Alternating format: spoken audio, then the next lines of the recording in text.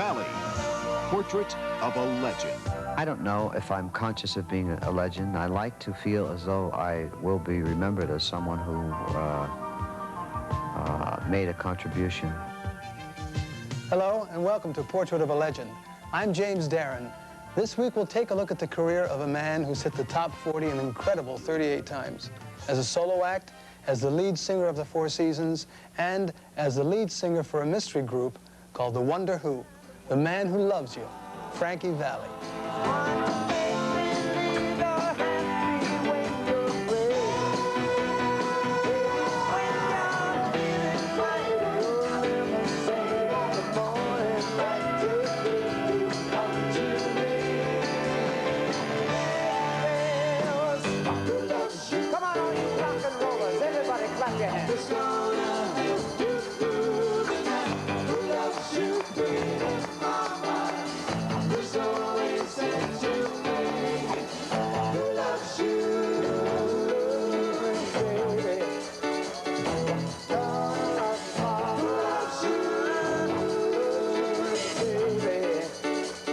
Four Seasons sing of a world where you walk like a man and where big girls don't cry.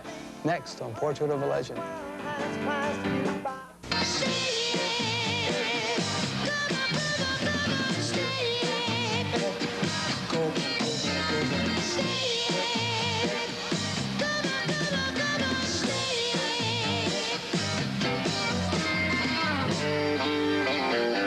A lot of songwriters and performers were stimulated by what the Four Seasons were and what they represented. And the four kids from the ghetto who got a break, and it could happen for anybody. That's the most wonderful thing about a country like America. Frankie Valli was born Francis Castelluccio in the Italian section of Newark, New Jersey. He began singing in the mid-50s as part of the Varietone Trio, which later became the Four Lovers. Well, we did a variation of recording artists from Danny and the Juniors and Freddie Cannon, the Rays, and we did a number of people who never really had any major successes. Day in, day out, the same old voodoo follows me about. The same old pounding in my heart whenever I think of you. And darling, I think of you day in and day out, day out, day in. Need to tell you how my days begin. When I wake with a tingle. One possibility of you. That possibility you may be seeing you.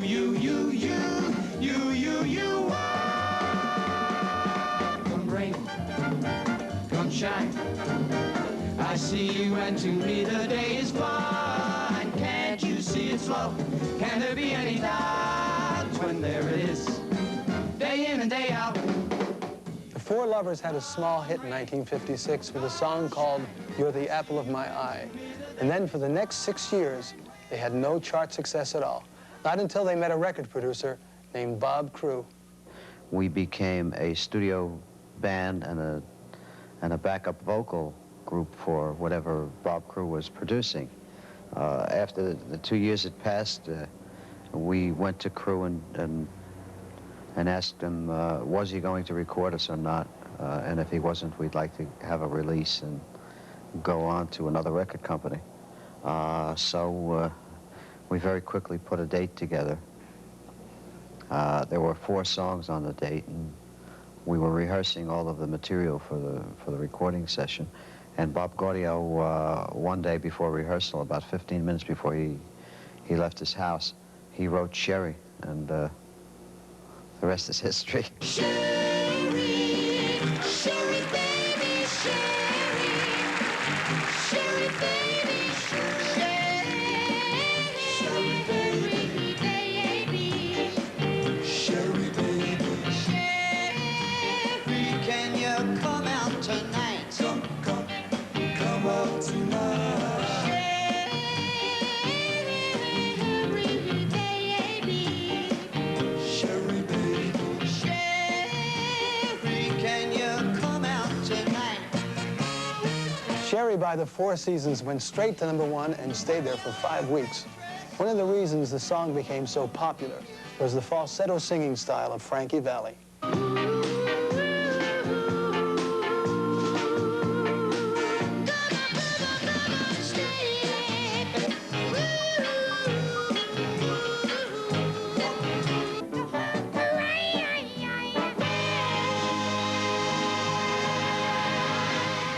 We developed the falsetto style while we were a backup vocal group, and I had very early influence in R&B music, and I was listening to a lot of doo-wop groups and street corner harmony kind of groups, and I was very interested in that kind of music. The first day that Sherry was out, it sold close to 200,000 copies, which was unheard of in the early 60s. But even though success hit the Four Seasons fast and hard, Frankie Valli still didn't give up his day job. I had a temporary job, which I took a leave of absence from. That's how worried about it I was. I was working for the city of Newark at the time as a building maintenance repairman. But, you know, at that particular time, I'd gone through a lot of things, and I felt rather insecure about the show business, because you could have a hit and then nothing could happen again. That you just never knew what was going to happen. The Four Seasons were anything but a one-hit wonder. They quickly followed Sherry with hit after hit. Big girls, they don't cry. Big girls, don't cry. You said they don't cry. My girl, said goodbye. My oh my. My girl didn't cry. I wonder why. Silly boy. Well, I don't think anybody really realized the magnitude of the success until about a year and a half later. The first record that we had that wasn't a #1 record, everybody thought it was over. You know, we just thought that every record was going to be a #1 record. They don't cry.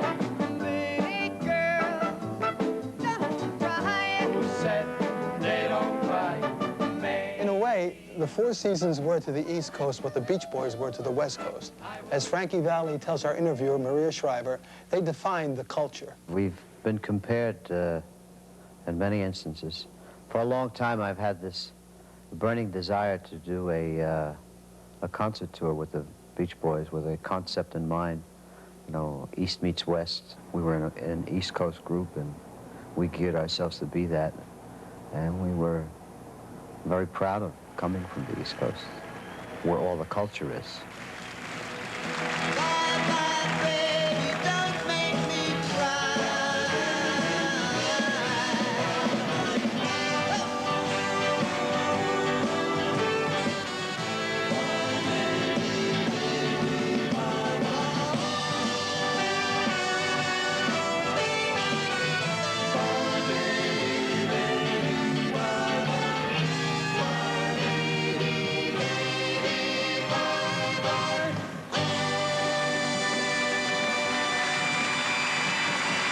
Well, I think the sound of the Four Seasons records, anybody turning a radio on would definitely in a moment know who was singing. Working my way back to you, babe, with a burning love inside. Hey, I'm working my way back to you, babe, and the happiness that died, I let it get away. And every day, when you were so in love with me, I played around like I was free. Thought I could have my cake and eat it too, but how I cried over you. See me down and out, but I ain't about to go living my life without you. For every day I made you cry, I'll pay it, girl, till the day that I die. I'll keep working my way back to you, babe, with a burning love inside. The Four Seasons masquerade as the Wonder Who, next on Portrait of a Legend. And a happy I can give the way you live. You cheat all over the rover. You are, makes me tell you, oh girl, you know you're gonna hurt yourself. You know you're gonna hurt yourself when you're broken, worn out, when your heart is torn out. So call me. In 1965, the Four Seasons did something very unusual. At the height of their success, they made an album in which they disguised themselves as another group called The Wonder Who. I wonder why. When we were doing the Bob Dylan segment of that album, I was in the studio and they were just getting a balance and I was just kind of fooling around. And everybody said, hey, that sounds great, let's do it like that. And I thought they were kidding, you know, and they said, no, they said, let's do it that way. It sounds terrific. We'll do it both ways. And we did it both ways. And it became a hit. Don't think twice, it's all right.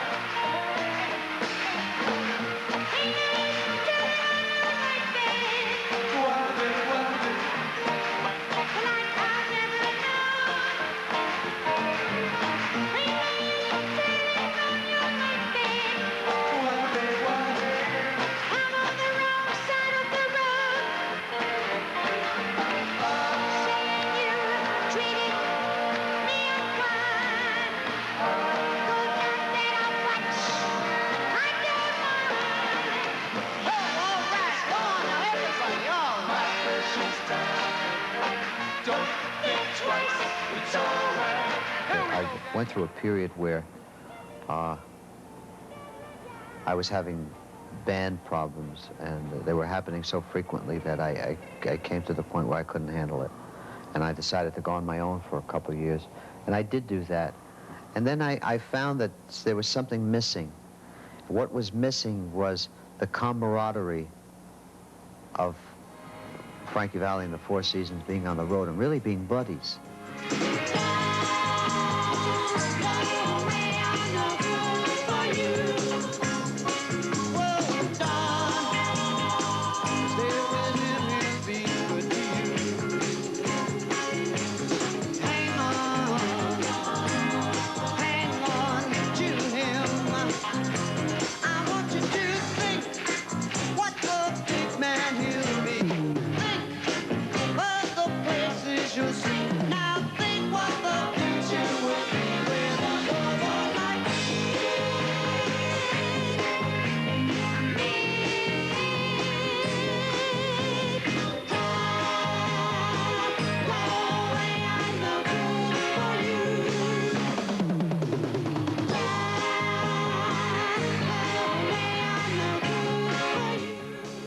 Of trying to make it as a solo performer, Frankie's career came to a sudden halt when he discovered that his hearing had deteriorated to a point where he was nearly deaf. It was a condition that had begun years earlier. And it's amazing to consider that when Frankie was singing many of his #1 songs in the early 60s, he had only partial hearing. Well, the thing that terrified me more than anything was the fact that I was always afraid I would sing out of tune because I couldn't hear the band. I couldn't hear the note. I was listening to music at a level that was frightening.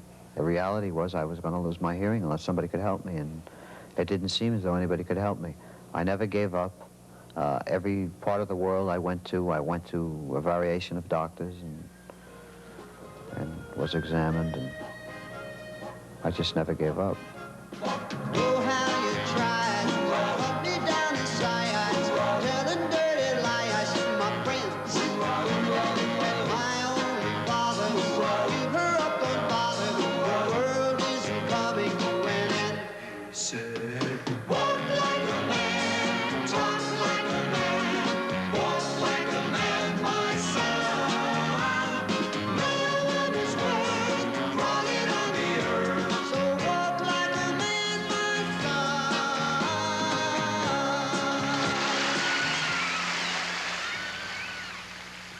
By the mid-70s, Frankie Valli was ready to come back both as a solo act and with the reformed Four Seasons.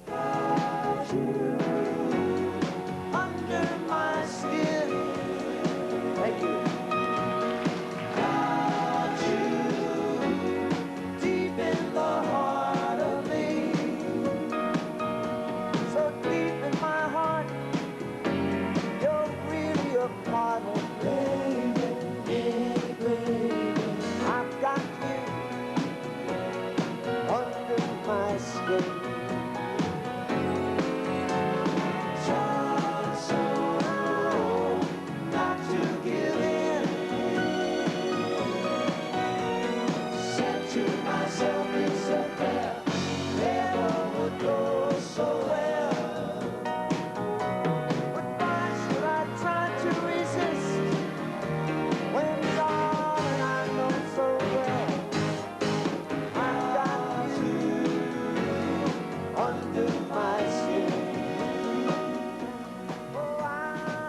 Frankie Valli rebounded so strongly as a solo performer that he had back-to-back hits with My Eyes Adored You and the title song from Grease, a song written for Frankie by Barry Gibb of the Bee Gees. He said he was involved in a situation where he was writing a song for a movie and with me in mind, and he would get in touch with me, and when the song was done, he called me and he sent the tape over, and I listened to it. I thought it was a smash, and we went in and recorded it.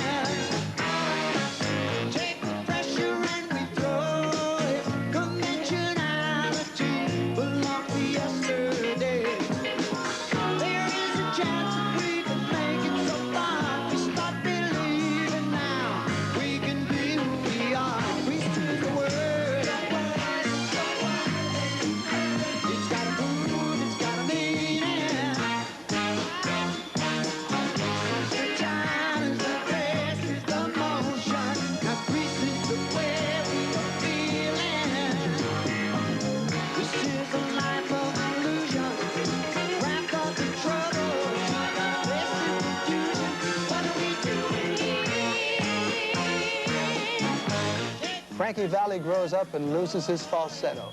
Next on Portrait of a Legend. Belong to yesterday. There is a chance we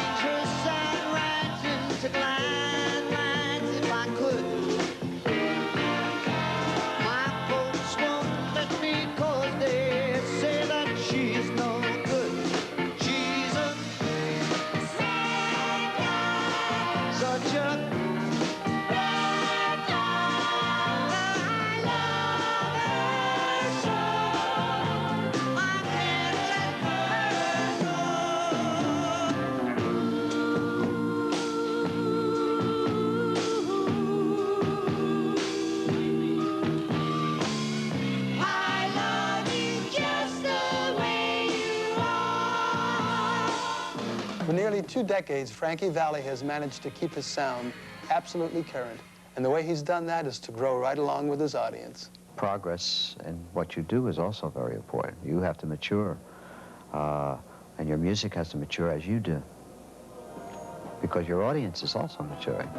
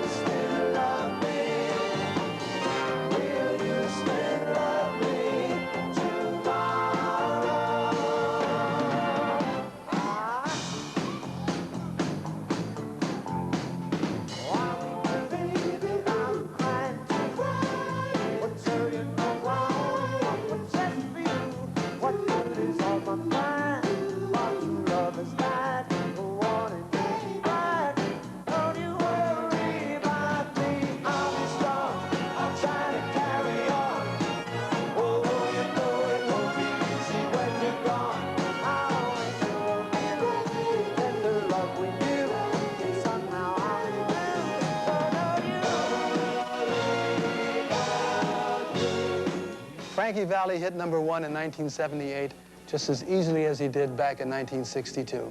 And he managed to do it without ever having to be untrue to himself, which is a sure sign of a legend.